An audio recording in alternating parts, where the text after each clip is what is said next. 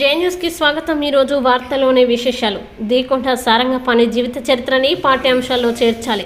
సారంగపాణి, శంకర్, గద్దర్ అమర కళాకారుల విగ్రహాలు ట్యాంక్ బండ్పై ఏర్పాటు చేయాలి. సీఎం రేవంత్ రెడ్డికి టీవీ, రేడియో, జానపద గాయకులు గడిపి మల్లేష్ విజ్ఞప్తి. ప్రపంచం గర్వించదగ్గ జానపద సామాజిక చైతన్య గీతాలు రచనలు చేసి మధురాతి మధురంగా ఆలపించి పలు సినిమాలకి సంగీతం అందించిన దివంగత సినీ జానపద గాయకులు దీకొండ సారంగపాణి 22వ వర్ధంతి సందర్భంగా సిద్దిపేట జిల్లా హుస్నాబాద్ పట్టణంలోని ప్రభుత్వ 50 పడకల కమ్యూనిటీ హెల్త్ సెంటర్లో సారంగపాణి ఏకలవ్య శిష్యులు, హుస్నాబాద్కి చెందిన టీవీ, రేడియో, జానపద గాయకులు గడిపి మల్లేష్, హుస్నాబాద్ ప్రాంతానికి చెందిన సీనియర్ కళాకారులు, కళా పోషకులతో కలిసి రోగులకి పండ్లు, బ్రెడ్ పంపిణీ చేశారు. అనంతరం గడిపి మల్లేష్ మాట్లాడుతూ తెలంగాణ ప్రాంతం వరంగల్ జిల్లాకి చెందిన డి దేవవ్రత్, దీకొండ సారంగపాణి, వరంగల్ శంకర్, కరీంనగర్ ఒగ్గు కథకులు మిద్దె రాములు, చుక్క సత్తయ్య, యక్షగానం కథకులు గడ్డం రాజయ్య, ప్రజా గాయకుడు గద్దర్, కలెకూరి ప్రసాద్,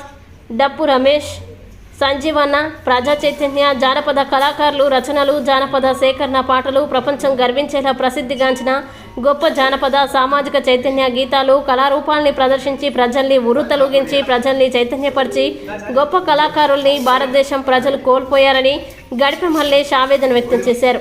డి దేవవ్రత్, దీకొండ సారంగపాణి, వరంగల్ శంకర్ తొలి మలిదశ తెలంగాణ ప్రత్యేక రాష్ట్ర సాధనే ధ్యేయంగా కళారూపాలు రచనల ద్వారా చైతన్యం చేసిన దీకొండ సారంగపాణి, వరంగల్ శంకర్, డి దేవవ్రతుల సాహిత్యం రచనలు ప్రజల్ని చైతన్యపరిచే ఆనాటి రచనల్ని నేటి తరానికి ఎంతో అవసరం ఉందని, గత బీఆర్ఎస్ ప్రభుత్వం కళాకారులను ఆదుకుంటామని అనేక సందర్భాల్లో హామీలు ఇచ్చి మాట తప్పిందని, అమర కళాకారులను పూర్తిగా విస్మరించిందని, నూతనంగా ఏర్పాటైన తెలంగాణ రాష్ట్రం ముఖ్యమంత్రి యనమల రేవంత్ రెడ్డి కాంగ్రెస్ ప్రభుత్వం ప్రజాపాలనలో పాఠశాల, కళాశాల పాఠ్యాంశాల్లో చేర్చాలని, అంతేకాకుండా డి దేవవ్రత్, దీకొండ సారంగపాణి, వరంగల్ శంకర్, ఒగ్గు కథకులు మిద్దె రాములు, చుక్క సత్తయ్య, గద్దర్, చిందు యక్షగానం, గడ్డం రాజయ్య, డప్పు రమేష్, సంజీవన్నల విగ్రహాల్ని హైదరాబాద్ ట్యాంక్ బండ్పై ఏర్పాటు కోసం ముఖ్యమంత్రి యనమల రేవంత్ రెడ్డి ప్రత్యేక కృషి చేయాలని కళాకారుల పక్షాన సీఎం రేవంత్ రెడ్డిని గడిపి మల్లేష్ విజ్ఞప్తి చేశారు. ఈ కార్యక్రమంలో కవి